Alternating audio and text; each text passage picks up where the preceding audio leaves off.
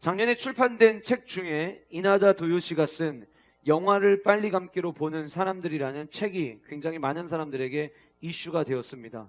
예전에는 영화 한 편, 드라마 한 편이 작품이다라고 사람들은 생각을 했지만 너무 많은 다양한 채널에서 그리고 다양한 방법으로 너무 많은 영화 그리고 너무 많은 드라마들이 나오다 보니까 사람들이 서로 회사에 나가서 학교에 가서 대화를 하다 보면 화제가 되는 드라마에 대한 이야기를 알아야 되고 화제가 되는 예능에 대한 이야기를 알아야 대화거리가 되고 서로 교제를 할 수가 있는데 시간은 24시간으로 정해져 있고 이 짧은 시간 안에 모든 거를 다 볼 수가 없는 시대가 되다 보니까 사람들이 모든 드라마나 모든 영화를 다 보는 게 아니라 요약본으로 보기 시작을 한 거예요. 실제로 유튜브 같은 데 보시면은 16부작으로 해서 끝난 드라마, 굉장히 많은 사람들에게 이슈가 됐던 드라마를 2시간 안에, 더 짧은 거는 1시간 안에 그 내용의 주인공들과 줄거리를 한 번에 알 수 있는 요약되어 있는 내용들을 볼 수가 있습니다. 그 상황들, 그 현실들, 나타나고 있는 이 지금 우리 사회에 일어나고 있는 모습을 가지고 이다나 도요시가 책을 쓴 거죠. 지금 이 시대는 어떤 세대냐, 지금 이 세대를 살아가는 사람들은 어떻게 살아가는 사람들이냐, 한 편의 영화도 그냥 보지 않고 빨리 감기로 보는 시대를 우리는 살아가고 있다. 그러나 이 영화를, 이 책을 쓴 저자는 단순히 시간이 우리에게 부족하기 때문에 사람들이 영화를 빨리 감기로 보는 것이 아니라 내가 정해져 있는 시간을 예전에 이렇게 써봤는데 그렇게 썼다가 잘 되지 않았던 기억들이 우리 안에 내재가 되어 있고, 다시 말씀드리면 내가 오랜 시간 동안 공을 들여서 뭔가를 했는데 그게 잘 되지 아니하고 실패가 된 적들이 있을 때 이 실패가 우리 안에 쌓여서 또다시 실패하는 것을 두려워하는 사람들이 영화를, 드라마를 빨리 감기로 본다라는 심리적인 상태를 보여준 책이었어요. 다시 말씀드리면 남들은 재밌다고 하는데 이 드라마가 진짜 재밌는지 내게 유익한지 보기는 봐야 되는데 내 이 귀한 시간을 또다시 버리고 싶지가 않은 거예요. 실패하고 싶지가 않은 거예요. 그러다 보니까 내용만 일단 알자라고 하는 차원으로 사람들이 빨리 감기를 통해서 본다라고 하는 것입니다. 지난주 굉장히 흥미로운 기사를 읽었습니다. 10월 23일부터 11월 3일까지 대전에 있는 카이스트가 실패 주간으로 기간을 정했어요. 10월 23일부터 11월 3일은 실패 주간이다. 그리고 괴짜 총장이 괴짜 이 학교 부속 기구를 만들었는데 학교 내에다가 연구소 하나를 발족을 시켰습니다. 그 연구소 이름이 뭐냐면 실패연구소예요. 그래서 23일부터 11월 3일까지 학교에 많은 사람들이 출입하는 공간에다가 마이크를 세워놓고 언제든지 와서 PPT로 자신의 이야기를 할 수 있도록 다 세팅을 해놓은 다음에 학생들이 와서 내가 그동안 이런 주제를 가지고 연구를 했는데 나는 이거 실패했다. 나는 이 과제는 내가 좋은 성적 맞을 수 있을 거라고 열심히 노력해서 과제를 제출을 했는데 F 맞았다.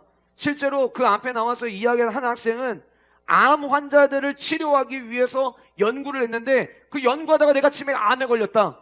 이런 얘기들이 실제로 그 실패연구소에서 주최한 이 행사에 사람들이 발언자로 나와가지고 이야기를 한 거예요. 그런데 총장님이 실패연구소라는 부속기구를 세우고 그 실패연구소에서 실패 주간으로 삼고 이런 시간을 갖게 했던 이유는 우리의 삶을 가만히 되돌아보면 내가 원하는 계획들, 내가 원하는 대로 이루어지는 성공이 더 많지 않고 우리 모두는 실패가 더 많은 인생이라는 거예요. 그런데 결국 그 실패를 덮어둘 게 아니라 그 실패를 열어놓고 그 실패를 우리가 어떻게 바라보느냐에 따라서 오히려 누군가의 실패가 누군가에게는 성공으로 갈 수 있는 지름길이 될 수 있고, 내가 이런 이유 때문에 내가 실패를 했는데 그 이야기를 수치로 생각하는 것이 아니라 꺼내어서 이야기하면 그 이야기를 듣는 어떤 누군가가 해주는 조언 하나 때문에 실패했던 그 연구가 성공이 될 수도 있다. 우리의 삶에 수많은 실패들이 있지만 실패를 두려워할 것이 아니라 실패를 오픈하고 그 실패 앞에서 어떻게 그럼 성공을 향해서 달려갈 것인가를 생각할 수 있는 카이스트 학생들이 되면 좋겠다라고 하는 생각으로 이 굉장히 괴짜 같은 이벤트를 벌였던 거예요. 여러분 가만히 생각해 보면 저와 여러분들의 삶은 내가 원하는 대로 됐던 일보다 안 됐던 일이 훨씬 더 많을 겁니다. 우리는 다양한 실패들을 경험하며 살아갑니다. 최근에 코로나가 전 세계의 팬데믹을 통과하면서 코로나 기간 동안 우리나라뿐만이 아니라 전 세계 각국의 은행들이 자영업자로 불리우는 소상공인들과 중소기업들을 돕기 위한 지원책들을 그동안 많이 쏟아내었습니다. 때로는 저금리로, 때로는 원금 상환하는 걸 조금 뒤로 미루어주는 다양한 방법들을 가지고 경제 정책들을 펼치다가 코로나가 끝나고 난 다음에 이제 정상화되기 시작한 거예요. 금리가 올라가기 시작하고 원금 상환을 해야 되는 상황이 오면서 파산이나 폐업자 수를 보여주는 각종 지표들이 올해 들어서 치솟기 시작을 했습니다. 대법원에 따르면 올해 1월부터 8월까지 법인 파산 접수한 신청건이 작년, 다시 말씀드리면 코로나 기간 때를 비교했을 때 오히려 58.6%가 증가한 1034건이었다라고 발표한 기사를 보게 되었습니다. 1034건이라고 하면 하루에 4개의 중소기업들이 계속해서 파산 신청을 하고 문을 닫았다라고 하는 거예요. 여러분, 많은 사람들이 예측합니다. 경제가 더 어려워질 것이다. 게다가 세계 곳곳 두 곳에서 전쟁이 일어나면서 아마 우리의 경제는 예측할 수 없는 시대를 맞이하게 될 것이라고 하는 어떤 장밋빛을 그릴 수 있는 미래 예측보다는 우리를 암울하게 만들고 우울하게 만들고 소망적인 생각보다는 오히려 절망에 가까운 이야기들이 계속해서 뉴스를 통해서 등장하고 있습니다. 매년 연말이 되면 한국 교회의 상황 예측하기 위한 책들이 나오는데 대표적인 책인 2024년 한국교회 트렌드라는 책이 얼마 전에 발간이 되었습니다. 저도 책을 읽었죠. 근데 그 책의 내용을 보니까 2024년 한국교회를 예측하는데 소망에 대한 이야기보다는 암울한 이야기를 담고 있었어요. 코로나 팬데믹 기간 동안 몇 명의 성도가 줄었고 얼마나 많은 교회가 문을 닫았는지를 근거를 두면서, 그리고 코로나 팬데믹 기간이 지나고 난 이후에 여전히 아직 교회로 돌아오지 않은 온라인에 매여있는 수많은 성도들에 대한 이야기를 하면서 앞으로 한국교회는 가면 갈수록 더 많은 성도들이 교회를 떠나게 될 것이다 라고 하는 이야기였습니다. 그러나 우리는 여기서 질문해야 돼요. 많은 사람들이 실패를 이야기한다면 우리 모두는 다 실패를 경험할 수밖에 없는 인생이냐라고 하는 거죠. 교회들마다 문을 닫고 사람들이 줄어든다면 그럼 모든 교회는 다 그 길을 걸어가게 되느냐라고 하는 거예요. 여러분들 한 번쯤은 들어보셨을 단어입니다. 될 놈 될이라는 단어가 있습니다. 될 놈은 뭘 해도 된다는 이야기예요. 남들이 다 망해도 될 사람은 어떻게든 된다는 이야기예요. 여러분, 교회도 저는 마찬가지라고 생각합니다. 교회가 문을 닫는 교회들이 많아질 수 있어요. 성도들이 떠나는 교회들이 많아질 수 있어요. 그러나 되는 교회는 된다고 저는 믿습니다. 그래서 우리는 되는 교회 되기 위해서 그럼 우리는 무엇을 놓고 기도해야 될 것인가를 오늘 이 말씀을 통해서 함께 살펴보려고 하는 것이죠. 여러분, 위기를 만났을 때 내가 누울 자리를 미리 정해놓고 이제 난 죽겠구나, 끝나겠구나, 이대로 문 닫겠구나 생각하는 게 아니라는 거예요. 여러분, 전국의 모든 이 작은 도시들, 시장마다 안 된다 안 된다 이야기를 합니다.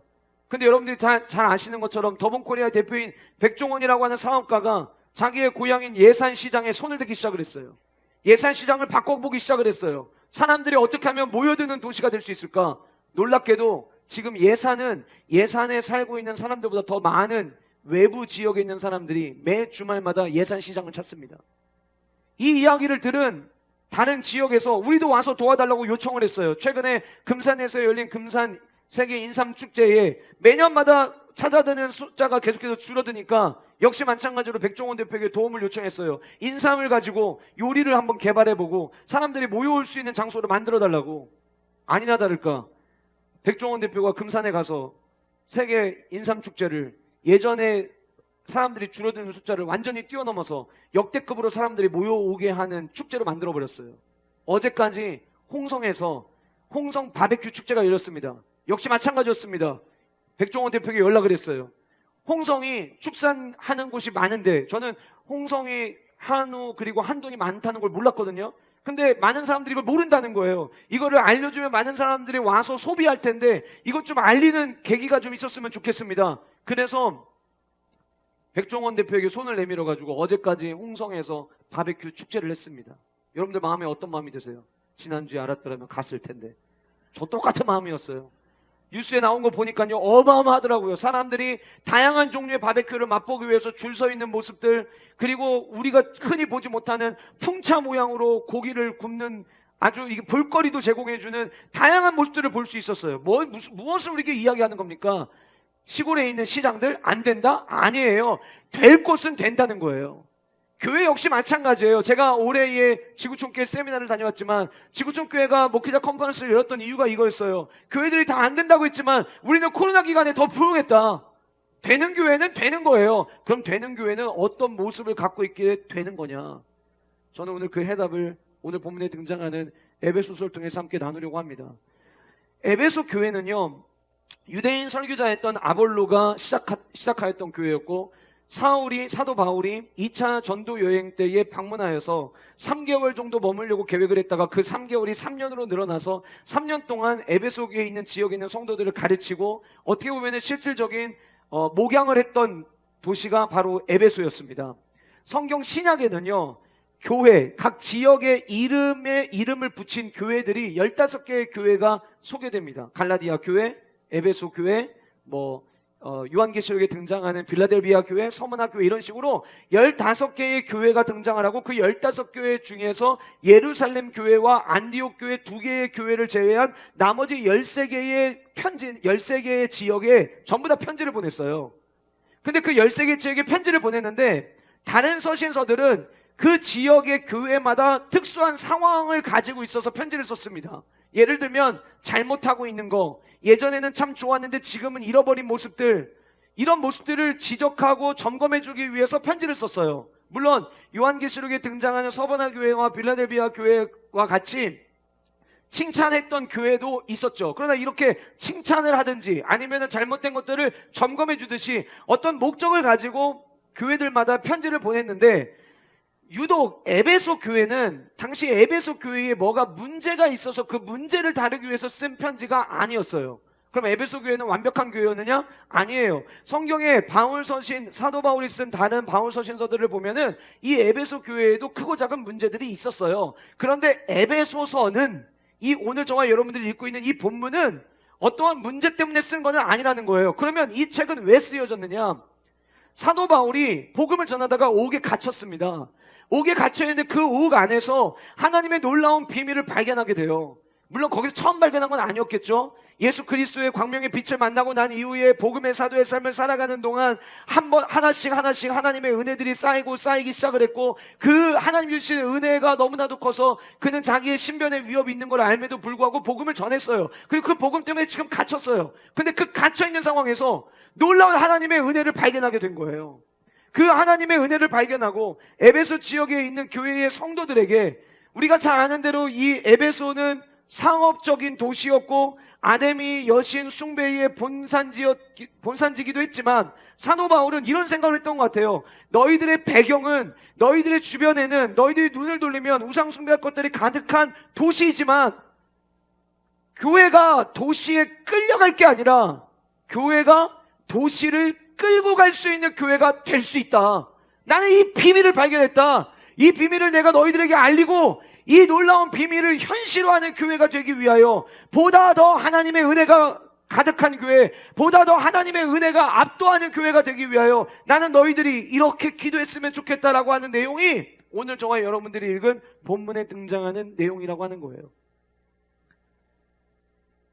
사도 바울은 도시를 끌고 가는 교회, 대전의 성시아를 우리가 외치면서 대전을 끌고 가는 교회가 되기 위하여 사도 바울이 그랬듯이 어떠한 모습, 어떠한 기도가 교회에 필요한가를 15절부터 이야기하고 있는데, 이 이야기를 하기 전에 먼저 그 앞서서 1장 1절에서부터 14절, 조금 더 정확하게 이야기하면 3절에서부터 14절 안에 이 기도를 할 수밖에 없는 사도 바울의 감격이 소개됩니다. 3절 말씀 보시면 찬송하리로다 라는 단어로 시작합니다. 여러분, 이 찬송하리로다라는 단어는 예배 인도자가 기타 메고 앞에 나와가지고 자, 지금부터 우리 찬양 드림으로 예배 시작하겠습니다, 그런 의미가 아니에요. 오늘 본문의 이 찬송하리로다는 감탄과 감격이에요.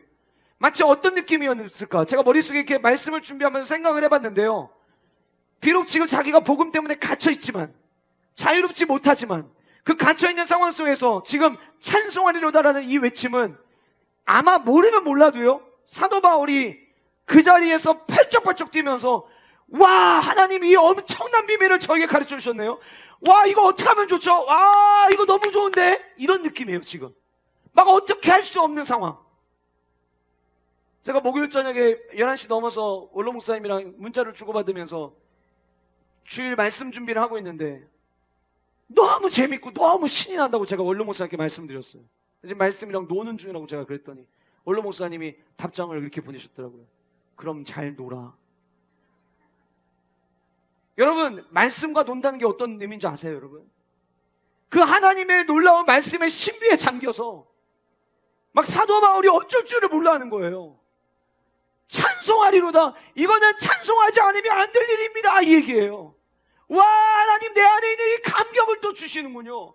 아, 그렇지. 하나님을 믿는다는 건 이런 기쁨이지. 와, 이거를, 이 좋은 걸 이걸 어떻게 소개하지? 그 감탄이 함축된 단어가 찬송하리로다예요.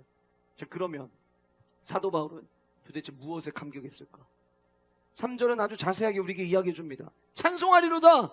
하나님 곧 우리 주 예수 그리스도의 아버지께서 그리스도 안에서 하늘에 속한 모든 신령한 복을 우리에게 주시되. 왜 감탄했냐면 사도 바울은 옥 안에서 하나님이 주신 복을 발견했던 거예요. 뭘 발견했다고요? 복을 발견했다는 거예요.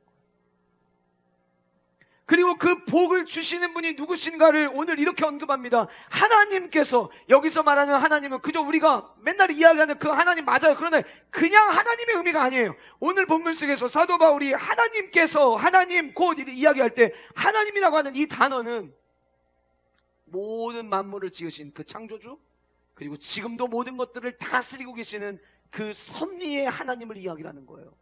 모든 상황을 지으신 분. 여러분, 저와 여러분들을 누가 지으셨습니까? 우리가 우연히 태어난 존재들입니까? 아니에요. 저와 여러분들을 향한 계획을 하나님은 이미 오래전에 가지고 계셨어요. 하나님의 그 선택과 하나님의 계획 속에서 우리는 지음받았어요. 그럼 여러분, 우리에게 누가 복을 주겠습니까? 하나님이 저와 여러분들을 지으셨다면 우리에게 누가 복을 주시겠습니까? 여러분, 이스라엘 백성들 광야 생활하는 동안 하나님의 마음을 기쁘시게 했을까요? 아니요. 그들은 작은 곳에도 원망하고 불평했습니다. 그런데 민수기에 보시면 제사장의 기도문이 나오죠. 그 제사장의 기도를 통해서 우리가 발견하게 되는 것이 있어요.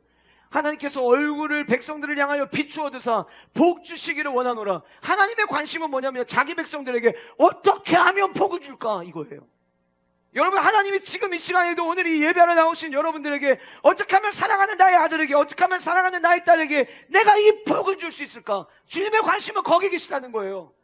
얼마 전 금요 예배 때 말씀드렸죠. 하나님은 우리에게 복을 주시려고 합니다. 그럼 우리는 어떻게 해야 됩니까? 그 복을 받아야죠. 왜 주시는 걸 안 받습니까?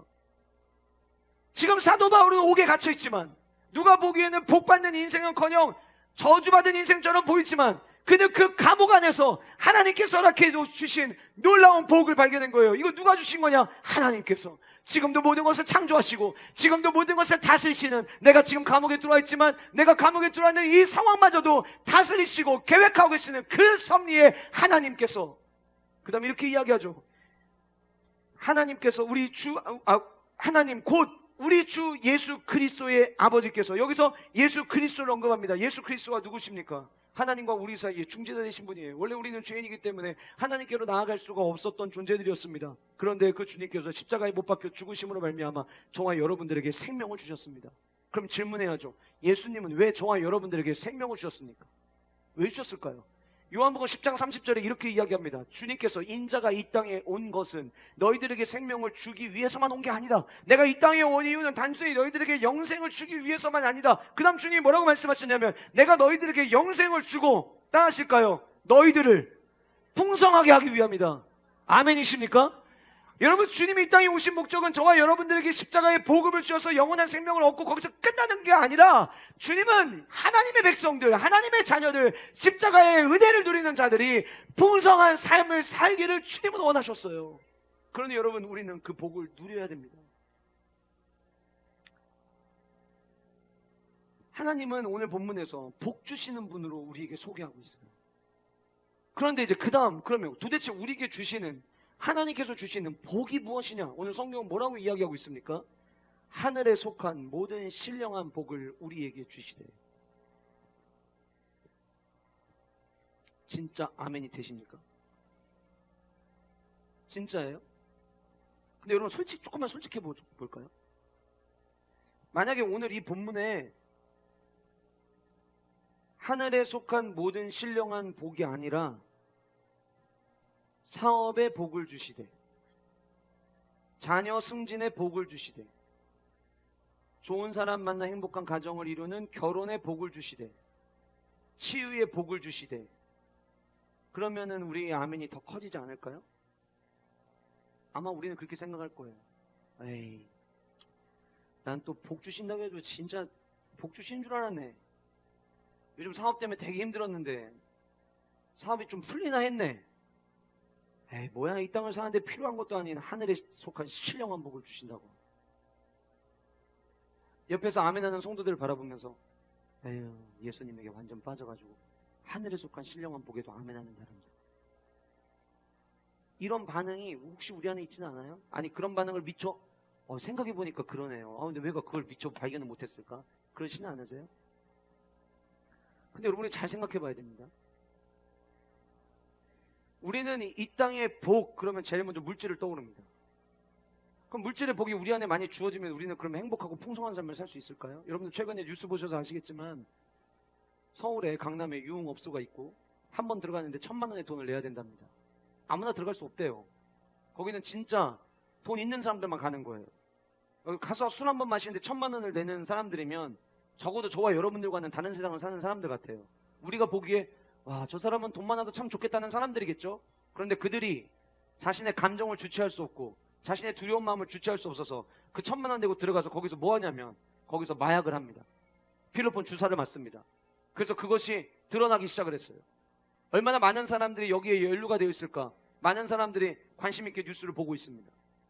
여러분, 세상에 있는 복이 과연 우리를 행복하게 해주느냐? 그렇지 않아요. 여러분, 지금 세상의 관점으로 보면 사도 바울은 망한 인생입니다. 옥에 갇혀 있어요. 그것도 복음 전하다가 옥에 갇혔어요. 아니 복음을 전하다가 예전에 우리 함께 말씀 살펴봤던 것처럼 베드로처럼 옥에 갇혔다가도 문이 열려서 나와요. 그게 하나님이 주시는 은혜의 축복 아니에요? 그런데 지금 사도 바울은 그러질 않아요. 그런데 여러분, 놀라운 사실은 이거예요. 사도 바울은 지금 옥에 갇혀 있거든요. 자유를 잃었거든요.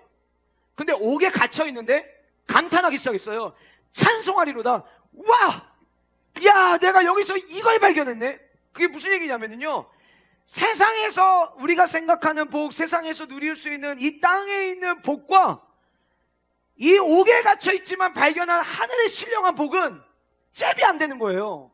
비교가 안 되는 거예요. 그래서 하늘의 신령한 복을 가진 자는요, 어떤 삶을 사냐면요, 이 땅의 삶이 좌절과 절망으로 가득해도요, 여기 얽매이지 않아요. 아멘이십니까? 이 땅의 삶에 내가 다 만족하지 않아도 하늘의 신령한 복을 경험한 사람들은 이것 때문에 개의치 않아요. 이것 때문에 절망하지 않아요. 이것 때문에 눈물 흘리지 않아요. 왜요? 이것보다 훨씬 좋은 하늘의 신령한 복이 내게 임했기 때문이라는 거죠. 여러분, 우리의 삶, 어차피 성공보다 실패가 더 많은 인생이라면 이 하늘의 신령한 복을 저와 여러분들이 발견함으로 말미암아, 이 영적인 복을 발견함으로 말미암아 단순히 눈에 보이는 물질적인 축복과 질병에서부터 자유함을 얻는 치유의 복이 아니라, 물론 그것도 필요하겠죠. 그러나 그것이 해결되지 않는다 할지라도 기쁘고 즐겁고 평안하게 살아갈 수 있는 하늘의 신령한 복이 저와 여러분들의 삶 가운데 주어질 수 있기를 주님의 이름으로 축복합니다. 그러니까 사도 바울이 뭐라고 이야기합니까? 하늘의 것을 구해라. 땅의 것을 구하지 말고 하늘의 것을 구해라. 여러분, 땅에 가지고 있는 게 지질이도 없는 사람들이 얘기하면은 아유, 지가 가진 게 없으니까 저렇게 얘기하지 라고 이야기할 수 있어요. 근데 여러분, 사도 바울은요, 이 땅의 삶에서 남들이 부러워하는 삶을 살았던 사람이었어요. 부족함이 없는 사람이었어요. 미래가 촉망되는 인물이었어요. 그런데 그가 십자가의 은혜를 발견하고 나니까 이전에 내가 가지고 있던 거, 내가 자랑하던 거, 내가 가지고 있던 학위, 내가 가지고 있던 상장, 내가 갖고 있던 재산, 많은 사람들로도 인정받는 명예, 권력, 그 모든 게 다 배설물로 여겨졌다고 성경은 이야기하고 있어요. 왜요? 예수님에게 미쳐서 눈물어서요? 아니요. 비로소 봤거든요. 하나님 나라의 신령한 복이 얼마나 위대한지를 봤거든요. 여러분, 어려운 시대를 우리는 살아갑니다.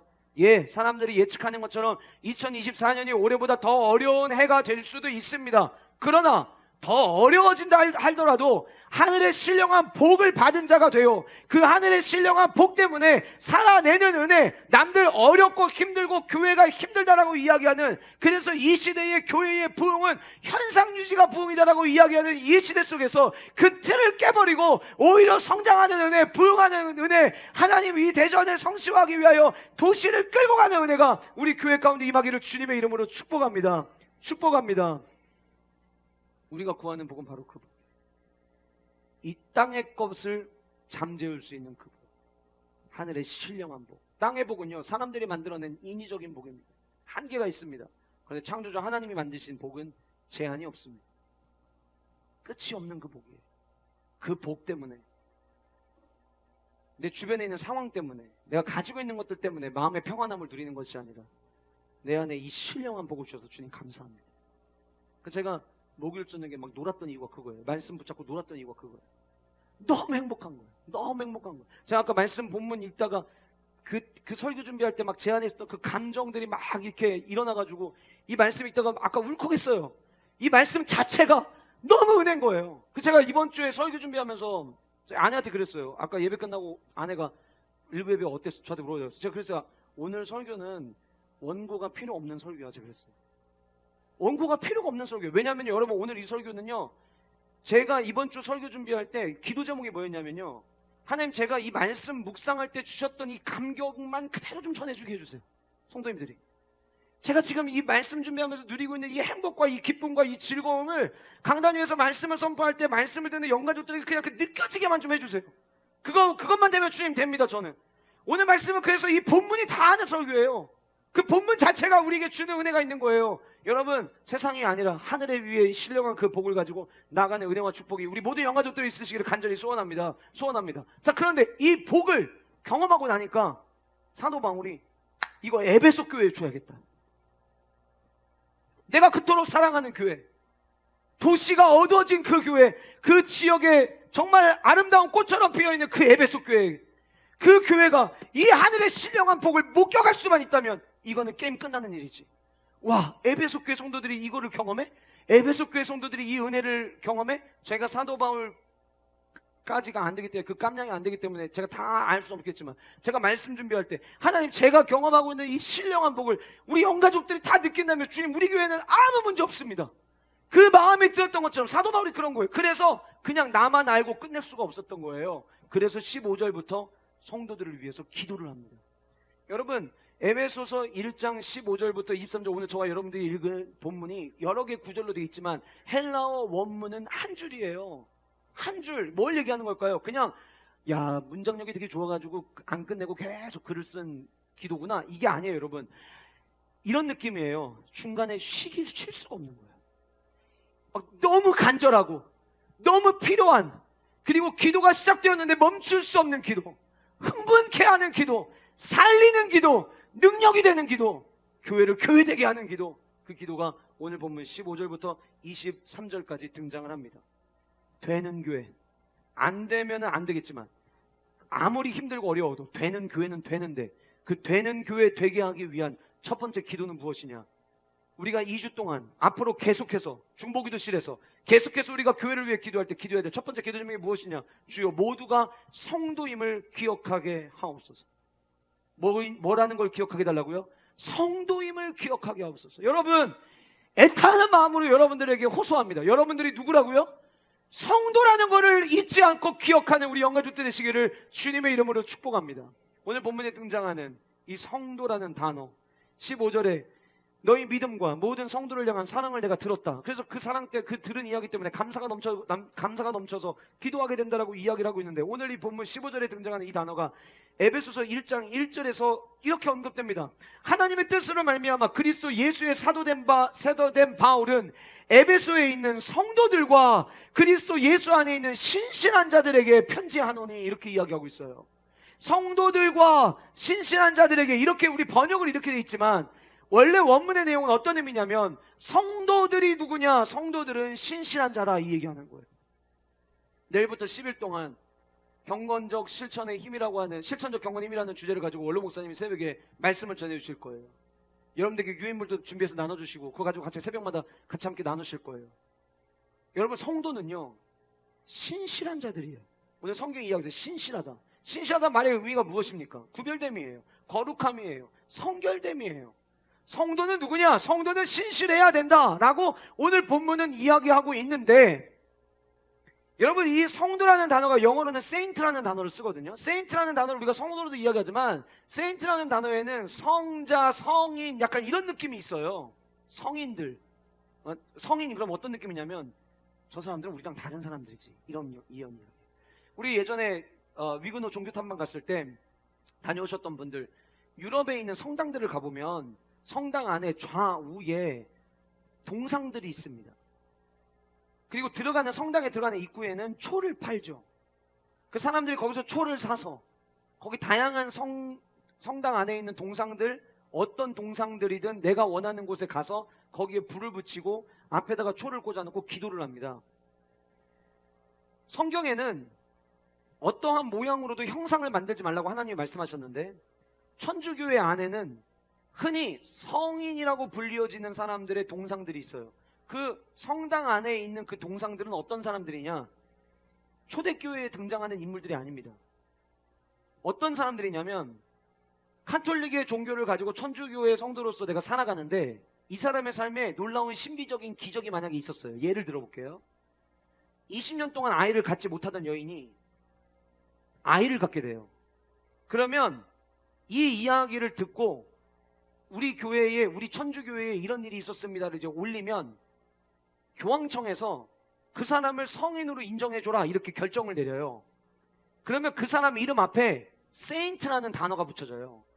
그래서 유럽의 교회의 좌우에 있는 동상들을 보면 전부 다 이름 앞에 세인트 아무개 이렇게 이름이 써 있어요.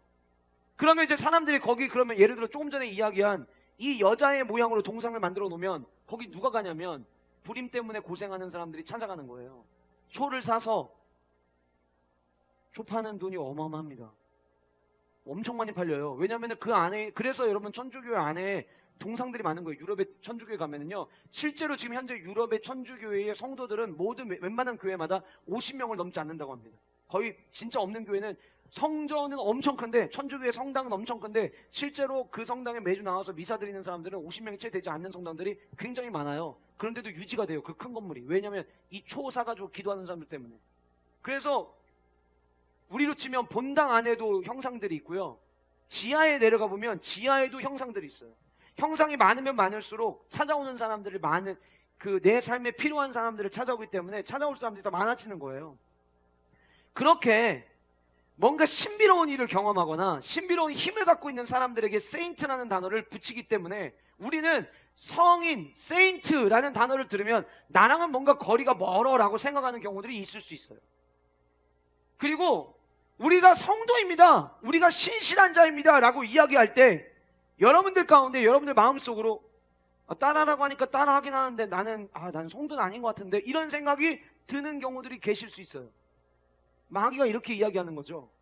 내가 지난 일주일에 네 삶을 내가 아는데, 가지 말아야 될 곳 간 걸 내가 아는데, 하지 말아야 될 행동한 걸 내가 아는데, 구별된 성도로서 살지 않은 걸 내가 아는데, 야 근데 뻔뻔하다, 앞에서 목사님이 우리가 성도라고 이야기하고 따라하니까 따라해. 넌 성도 아니야. 그런데 그럼에도 불구하고 저는 오늘 여러분들에게 우리 모두가 성도임을 기억해야 된다라고 말씀드리는 이유가 무엇이냐면, 우리의 행실과 우리의 삶을 근거로 성도된 게 아니기 때문이라는 거예요. 저와 여러분들을 성도라 부르시는 분이 계세요. 누구십니까? 하나님 아버지시고. 여러분 앞에서 사도 바울이 찬송하리로다, 하나님께서 우리에게 하늘의 신령한 복을 주시는 분이다라고 이야기하고 난 다음에 3절에서부터 10절까지 그 앞에 말씀 속에서 내가 누린 복이 뭔가를 쭉 설명을 합니다. 지금부터 볼펜을 가지고 제가 동그라미 치시라고 하는 부분에 동그라미를 한번 쳐보시기 바라는데요, 3절에 신령한 복을 동그라미 치시고 주시되에 동그라미를 쳐보세요. 이게 헬라어 단어, 우리 개역개정 성경에는 나뉘어져 있지만 원래 한 단어예요. 복을 주셨다라는 단어예요. 동사입니다. 4절에서는 택하사에 동그라미를 쳐보세요. 택하셨다는 동사예요. 5절에서는 우리를 예정하사에 동그라미 치세요. 예정하셨다라는 동사예요. 6절에 가시면 거저 주시는 바라고 되어 있는데 이것도 거저 주셨다라고 하는 동사예요. 그리고 9절에 가시면 8절에 넘치게 하사라고 이야기하고 있는, 거기도 넘치게 하셨다라는 동사고요. 9절에 보시면 알리신 것이요, 여기도 알려주셨다라는 동사. 10절에 가시면 마지막에 통일되게 하려 하심이라도 통일되게 하셨다라는 동사예요. 자, 무슨 얘기냐면요, 왜 우리를 성도라고 부를 수 있느냐? 우리의 삶의 행실과 우리의 삶의 모습을 가지고 성도라고 붙이는 것이 아니라 하나님께서 우리를 위해서 행하신 일이 있기 때문에 우리는 그 일을 근거로 성도라는 것을 기억해야 된다는 거예요. 그 행하신 일이 무엇입니까? 하나님은 성도들에게 복을 주셨다는 거예요. 그 복을 어떤 방법으로 어떻게 주셨느냐? 우리를 주의 자녀로 택하시고, 저와 여러분들 연약하고 죄인되고 아무것도 우리 안에 드러내서 자랑할 만한 것이 없었던 그때에 하나님이 저와 여러분들을 택하셨다는 거예요. 그리고 우리가 이미 그분을 알기 전에 우리를 예정하셨고, 하나님이 저와 여러분들에게 은혜를 거저 주셨으며, 하나님의 그 장엄하신 위엄을 우리에게 넘치게 하셨고, 왜요? 생명의 비밀이 우리에게 주어졌잖아요. 넘치게 하셨고, 그리고 하나님 나라의 그 비밀을 사도 바울에게 알려주시듯 저와 여러분들에게 알려주셨으며, 마지막 하늘에 있는 것이나 땅에 있는 것이 전부 다 그리스도 안에서 통일되게 하셨다. 그 존재들, 그 대상자들이 성도라는 거예요. 저와 여러분이 이렇게 소중한 자들이라는 거예요. 하나님이 복 주시기 위해서 택하시고 예정하사 저와 여러분들에게 은혜를 아낌없이 거저 주시고, 날마다 하나님의 그 장엄한 은혜가 넘치게 하시며 우리에게 하나님의 은혜에 대해서 알게 하시고 하나 되게 하신, 그렇게 하시기 위해서 우리를 부르신, 따라하시겠습니다. 우리는 성도입니다. 여러분, 성도가 성도임을 기억하는 것 너무 당연한 이야기인데 우리가 이 사실을 잃어버리는 거예요. 성도가 성도라는 사실을, 하나님으로부터 받은 복을 기억하면 우리의 삶 속에서 실천적 경건의 힘은 생겨나게 될 거예요. 우리가 하나님의 선택받은 자녀이고 예정됨으로 말미암아 하나님의 은혜를 거저받은 자라는 사실을 알면 어떻게 살아야 될지의 삶의 방향이 분명해질 겁니다. 그러나 성도라는 사실을 우리는 너무 자주 잊어버리는 거죠. 그럼 사랑하는 성도 여러분, 그냥 밑도 끝도 없이 하나님이 이렇게 은혜를 주셨으니 우리는 성도라고 부르면 우리는 아무것도 안 해도 됩니까? 아니에요. 오늘 본문에 성도임을 기억하면 성도의 삶을 살아내야 되는데, 성도의 삶이 무엇인가를 15절은 두 가지로 이야기를 합니다. 첫 번째는 성도의 삶에는 믿음이 있어야 된다. 믿음이 있어야 된다. 여러분, 믿음이 없이 어떻게 성도가 됩니까? 저와 여러분이 앞에서 언급한 7개의 동사를 우리가 모두가 아멘 할 수 있다는 것은 우리 안에 이거를 깨닫게 하시는 하나님의 은혜가 있는 거예요. 그 믿음이죠. 어떤 믿음입니까? 원래 우리는 죄인이었는데 우리를 구원해 주신 하나님의 그 은혜, 예수 그리스도께서 나를 위해 이 땅에 오셨고 주님의 십자가를 통해서 그 보혈의 공로로 말미암아 우리가 하나님의 자녀가 되었다라고 하는 바로 이 믿음, 그 믿음이 먼저 우리 안에 있어야 돼요. 이게 첫 번째예요. 이게 성도가 가져야 될 첫 번째예요. 두 번째는 뭐냐면요, 이 믿음이 있잖아요. 그 믿음이 우리의 삶을 만들어내야 되는데, 어떤 삶을 만들어내야 되느냐? 사랑을 행하는 삶이 드러나야 되는 거예요. 그래서 15절에 이렇게 이야기합니다. 이로 말미암아 주 예수 안에서 너희 믿음과 모든 성도를 향한 사랑을 나도 듣고, 사도 바울이 감옥에 갇혀 있을 때 들은 거예요. 나 너네들에 대한 이야기 들었어. 와, 너희들 진짜 성도답게 살고 있구나. 니네 지금처럼 살아야 돼. 물론 아까 말씀드렸죠. 에베소 교회가 나중에 이런저런 문제가 생겼어요. 그런데 지금 이 편지를 쓸 때만 하더라도 사도 바울은 에베소 교회에 지금 응원하고 있는 거예요. 격려하고 있는 거예요. 독려하고 있는 거예요. 너희들 지금처럼 해야 돼. 어떻게? 믿음 안에 거해야 된다. 그리고 그 믿음은 반드시 행하는 사랑으로 따라와야 된다. 그 얘기하는 거예요. 그런 교회가 잘 되는 교회. 아유, 그 집은 잘 될 수밖에 없어. 여러분, 이런 얘기 종종 하게 될 때, 어려움을 만나고 힘든 일을 만난 가정이라는 걸 뻔히 아는데도 불구하고 그 가정은 잘 될 거야. 너무 걱정하지 마. 그렇게 만약에 이야기한다면 그 근거가 뭡니까? 가족 구성원들이 서로 사랑해서 똘똘 뭉쳐있는 가정이에요. 뭉쳐있는 가정은요, 아무리 어렵고 힘든 일이 일어나도 됩니다. 저는 교회도 똑같다고 생각해요. 여러분, 이 땅에 완전한 교회는 하나도 없습니다. 우리 교회, 좋은 교회, 그리고 성도들이 행복하게 신앙생활하고 이웃을 살만나게 하는 교회가 되기를 꿈꾸지만, 그럼 우리 교회는 완벽한 교회입니까? 아니에요. 아니, 저부터 허물이 있는데, 저부터 허물이 있고 저부터 부족함이 있는데 어떻게 우리 교회가 완벽한 교회가 될 수 있겠어요? 우리 완벽하지 않아요. 부족해요. 그러나 부족하지 않다고 해서 우리의 믿음까지 놔버리면 안 돼요. 우리가 연약하다고 해서 사랑의 행실을 멈춰버리면 안 돼요. 그것이 존재하는 교회가 돼야 되는 거예요. 제가 어제 세비청년 예배드리면서 교회 안에 없어야 될 사람들이 있다, 교회 안에 이런 사람들은 있으면 안 된다라고 이야기한 게 있었어요. 그게 뭐냐면 터줏대감. 터줏대감들은요, 믿음이 있는 것처럼 보이는 사람들이에요. 경건의 모양이 있는 것처럼 보여요. 그런데 그게 능력이 아니라 모양이라는 게 어디서 드러나냐면, 터줏대감은 사랑하지 않아요. 사랑으로 섬기지 않아요. 내가 제일 중요하고요. 내가 제일, 우리 언어로면 내가 제일 잘난 거예요. 내가 제일 잘 나가요. 우리 목원들 중에서 내가 제일 잘 나가고, 우리 교구에서 내가 제일 잘 나가고, 우리 교회에서 이렇게 보면은 다 이렇게 보이는 사람. 터줏대. 우리가 얼마나 은혜로 막 기도해가지고 고페라 헌금 하나님 앞에 들어갔고 키즈랜드를 완성을 시켰잖아요. 아직 검사가 아직 끝나지 않았고, 그 다음에 좀 추가적인 공사가 필요해서 저희가 아직 이웃 주민들에게 오픈을 하지 못하고 지금 시간을 기다리고 있는데요. 지난주에 우리 아이들이 막 교회 와서 노는데 우리 애들만이라도 놀게 해주자 해서 오픈을 했어요. 그래서 우리 애들이 얼마나 재밌게 놀고 있나 제가 잠깐 들어갔거든요. 그랬더니 애들이 저한테 와서 그러는 거예요. 목사님, 오늘은 우리 교회 애들만 노는 거죠? 쟤네들은 우리 교회 안 다니는 애들인데 지금 들어와서 놀고 있는데 쟤네 나가야 되는 거 아니에요?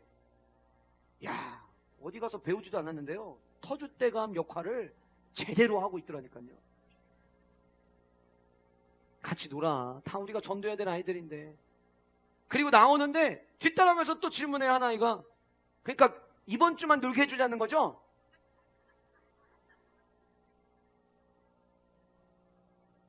여러분, 교회 안에 이런 마음을, 어린아이와 같은 마음, 어린애들이니까 그럴 수 있어요. 어린아이와 같은 마음 가지고 있으면요, 키즈랜드 해놓고 이웃 주민들 와도요, 내가 헌금한 데 들어와서 또 저것도 공짜로 노네, 이렇게 돼버려요.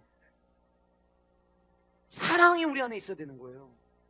내가 진짜 성도이냐, 우리가 성도임을 기억하자. 그 기억만 할 일이 아니라 나는 지금 성도로 살아가고 있는가에 대한 점검을 해야 되는 거예요. 여러분, 사랑을 행하는 것이 쉽지 않습니다. 수고가 따릅니다. 내년 지금 우리 목장 편성을 하면서 목장 숫자를 대폭 줄였습니다. 사실 개인적으로 마음 같아서는 자매 목장을 한 3, 4개를 더 줄이고 싶은데 이대로 그냥 가는 게 좋겠습니다 해서 그냥 그대로 놔뒀거든요. 근데 기도하러 가서 바꿀 수도 있어요. 형제 목장은요, 하나님이 지난 1년 동안 얼마나 은혜를 주셨는지 형제 목장은 더 줄이고 싶어도 줄이지를 못해요. 한 목장당 나오는 인원이 너무 많아가지고 1년 사이에 소그룹에 안 나오는 형제분들이 굉장히 많이 동참하셨어요. 그래서 형제 목장은 줄이고 싶어도 못 줄여요. 아마 내년에는 이제는 줄이고 싶어도 못 줄여가지고 목장을 더 만드는 일들이 제가 보기에는 곧 올 것 같아요.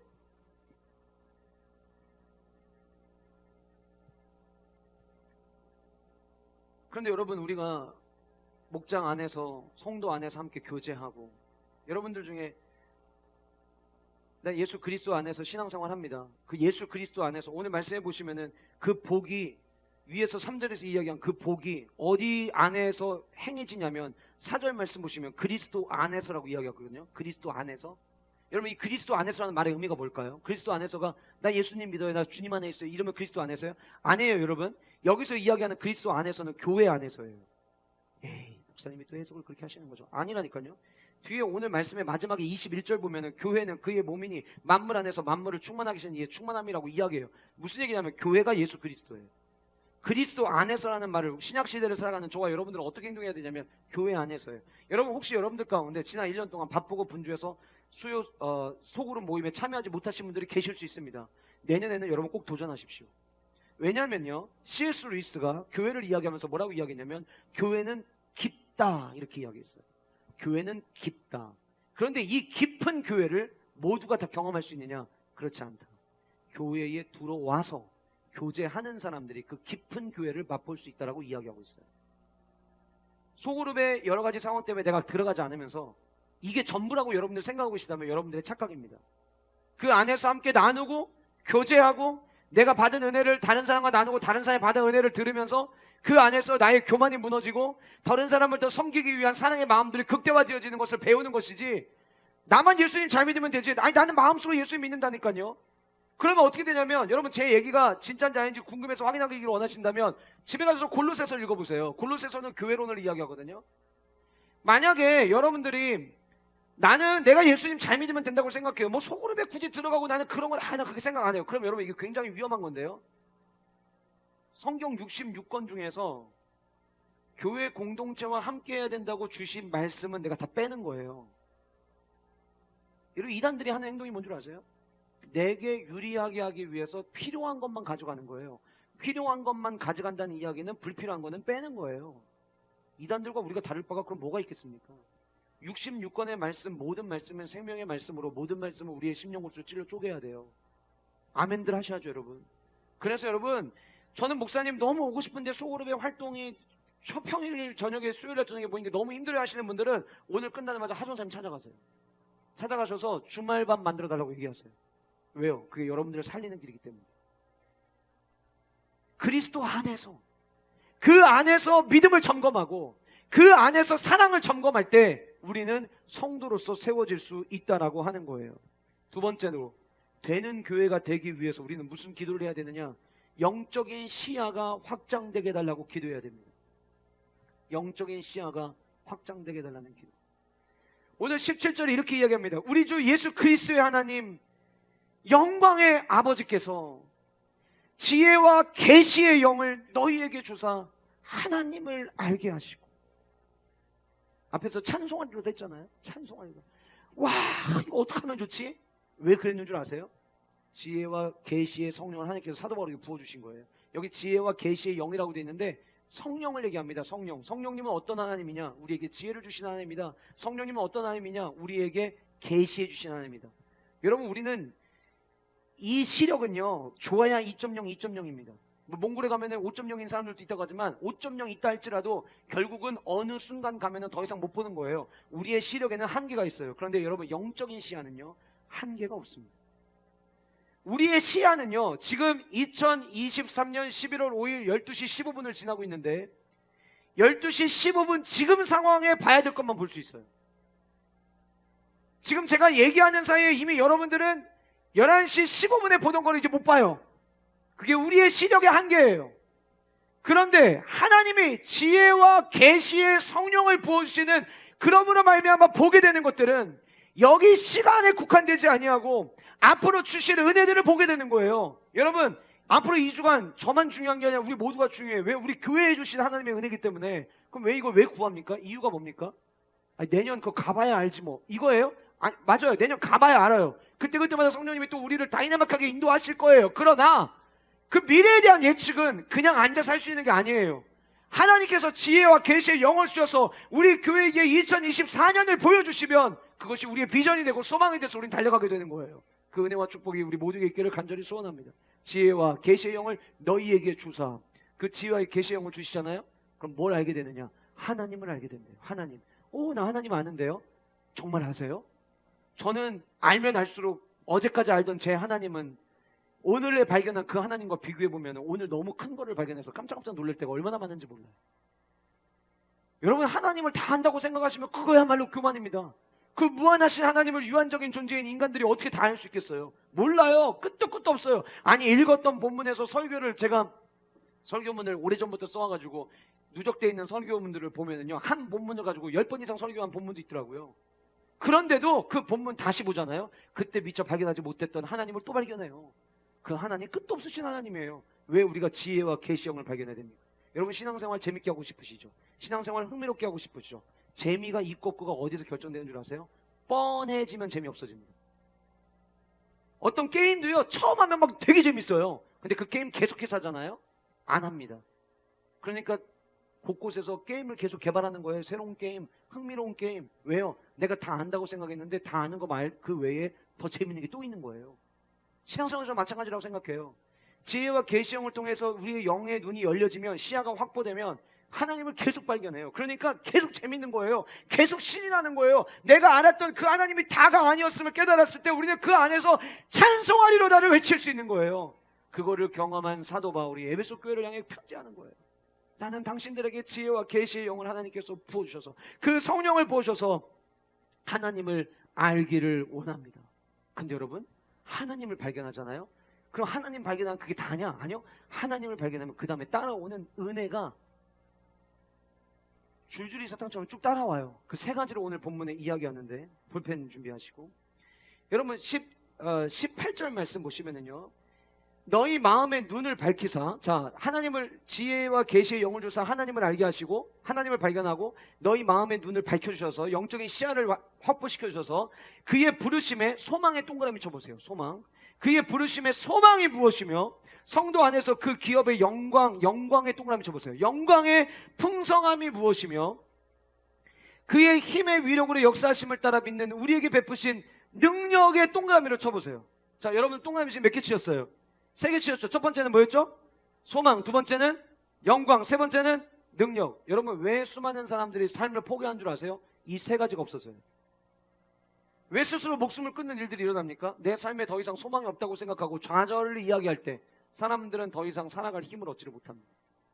근데 오늘 본문에 뭐라고 이야기하면 지혜의 계시의 영을 보여서 우리가 하나님을 발견하면 그 하나님 발견하는 것 때문에 그게 우리에게 뭐가 된다는 거예요? 소망이 된다는 거예요. 살아갈 힘이 된다라고 하는 거예요. 그런데 그냥 소망이 아니에요. 부르심의 소망이에요.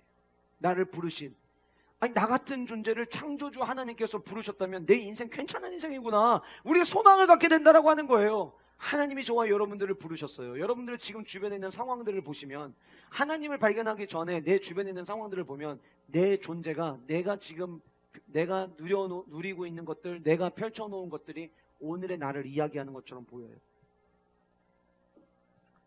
그런데 하나님이 저와 여러분들을 자녀로 부르셨어요.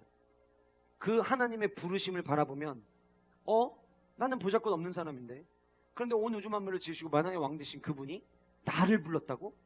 그럼 우리는 그 안에서 소망을 발견하는 거예요.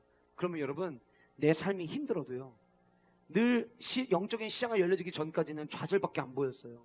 포기해야 될 이유밖에 안 보였어요. 괴로움밖에 안 보였어요.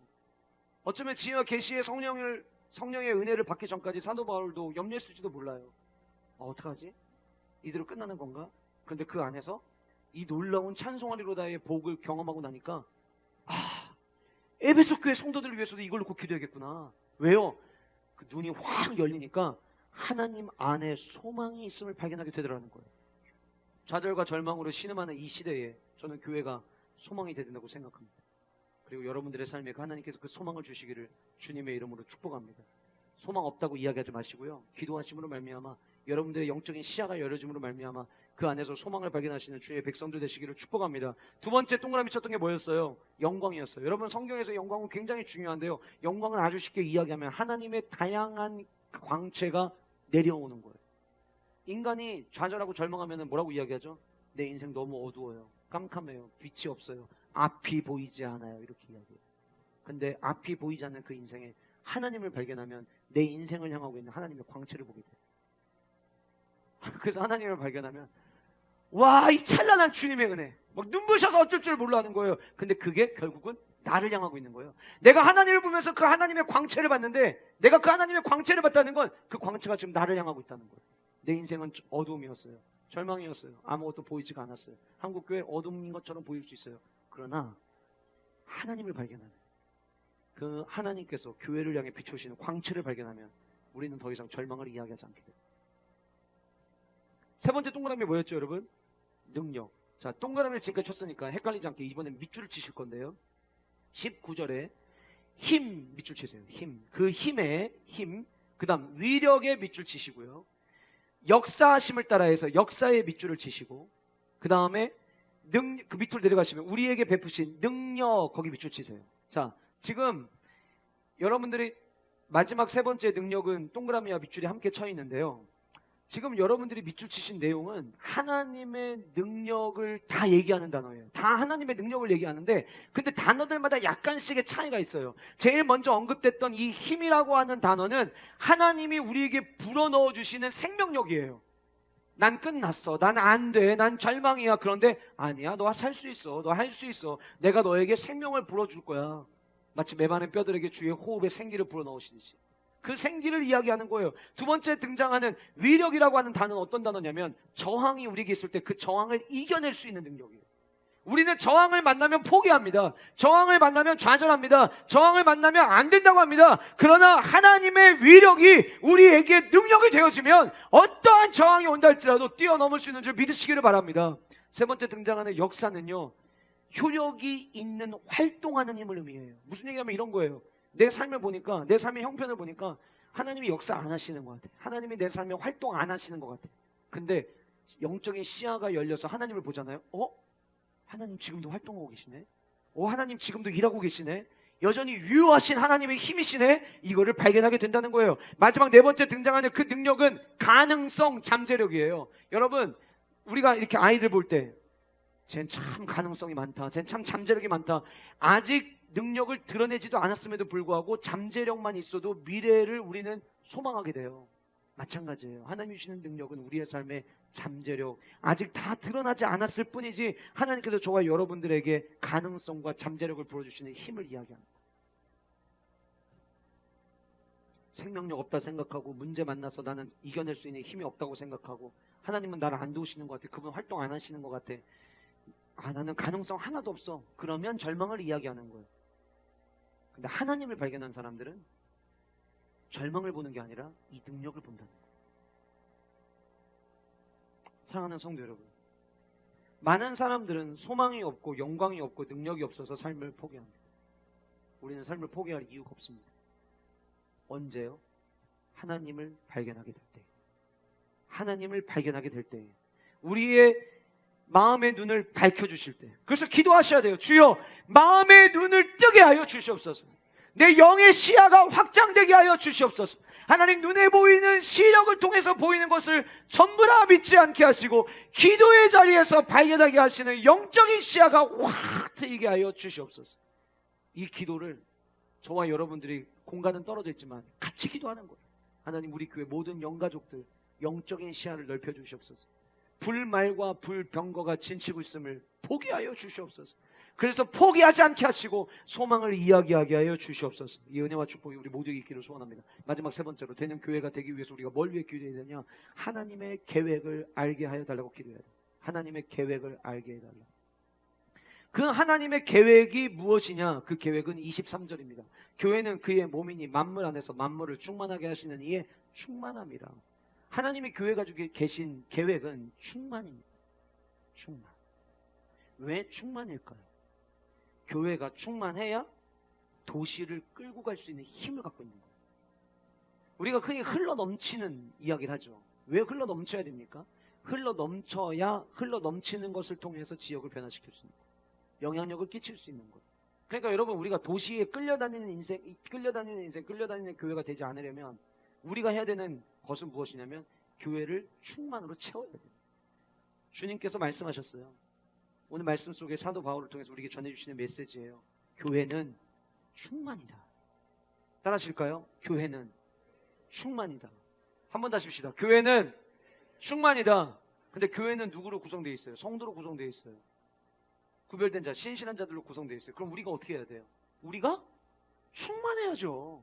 그것이 저와 여러분들을 향한 하나님의 계획이요, 우리 교회를 향한 하나님 아버지의 계획이라고 하는 거예요. 그래서 이 충만이라고 하는 하나님의 계획을 우리에게 주시기 위해서 오늘 말씀에 아까 19절에서 이야기한 그 능력이 어떤 일을 행했는지 다시 말씀드리면, 그 능력이 교회를 충만하게 하기 위해서 어떤 일을 행했는지를 20절, 23절에 20절과 22절에 네 가지로 이야기를 해요.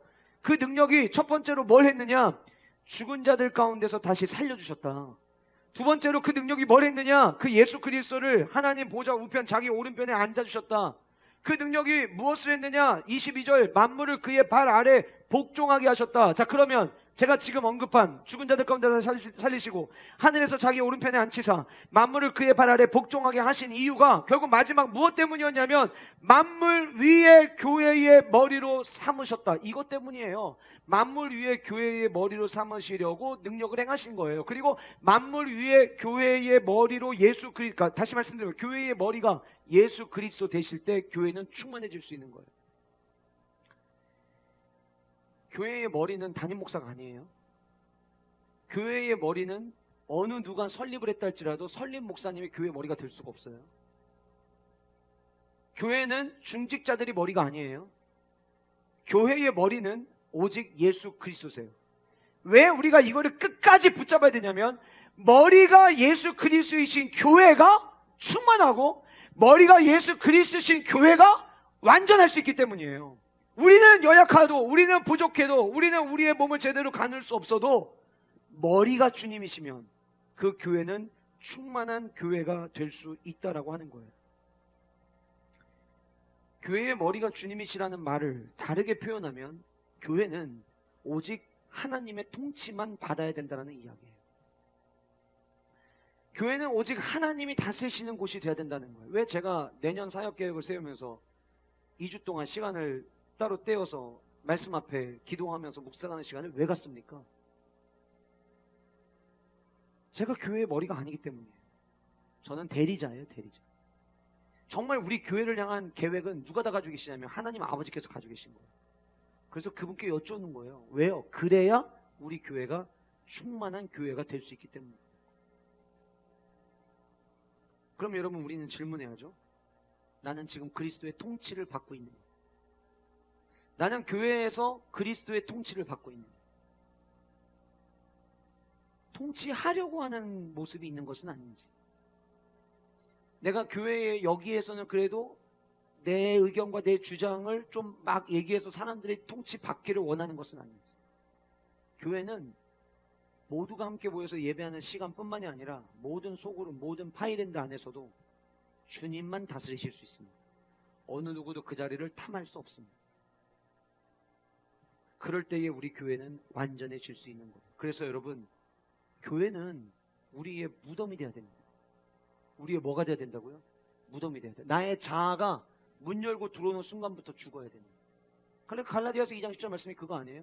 내가 그리스도와 함께 십자가에 못 박혔나니 그런즉 이제는 내가 사는 것이 아니라, 내가 십자가와 함께 죽었으면 나는 끝난 거예요. 교회는 우리의 무덤이 되면요, 교회 안에 들어와서 우리 모두는 다 죽는 거예요. 누가 누구의 선생이 됩니까? 누가 누구를 가르치려고 하는 거예요?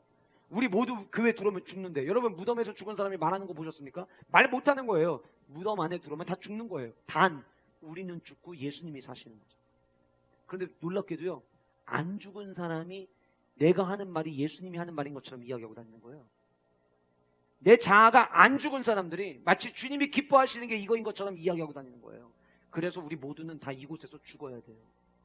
여기서 죽고 여기서 내 안에 계신 주님이 살아남을 경험하는 은혜를 경험하는 성도, 그런 성도가 머리가 예수 그리스도이심을 경험하는 성도예요. 2018년 3월 14일에 여러분들 잘 아시는 영국의 천재 물리학자인 스티븐 호킹 박사가 세상을 떠났습니다. 스티븐 호킹 박사는 1963년 루게릭으로 알려진 근육을 내 마음대로 쓸 수 없는 운동신경 질환이라는 진단을 받았고요. 처음에 그 진단을 받을 때만 하더라도 당신은 앞으로 2년밖에 살지 못할 거라고 하는 어떻게 보면 시한부 인생을 살았습니다. 그런데 2년을 넘고 3년을 넘고 계속해서 넘어서 2018년까지 그가 살았죠. 많은 연구를 했습니다. 자기 몸, 자기 근육을 자기가 원하는 대로 쓸 수 없었지만 그는 이 땅에 많은 업적을 그리고 많은 연구에 기여를 하고 세상을 떠났습니다. 왜 그게 가능했는 줄 아세요? 그게 머리가 살아있었기 때문에. 우리의 몸은, 저와 여러분들은 성도로 살아가면서 내 몸도 제대로 가누지 못하고 쓰러지는 인생을 살아갈 수 있어요. 넘어지는 인생이 될 수도 있어요. 이럴 때는 기도해야 되는데, 이럴 때는 말씀 붙잡아야 되는데, 알면서도 그게 안 될 때가 있을 수 있어요. 영적 루게릭병에 걸려서 내 근육조차 내가 마음대로 쓰지 못하는. 근데 여러분, 그게 괜찮아요. 왜냐? 우리의 머리가 주님이신 것만 기억하면 돼요. 우리의 머리가 주님이시면 주님은 계속해서 새로운 일을 만들어내실 거예요.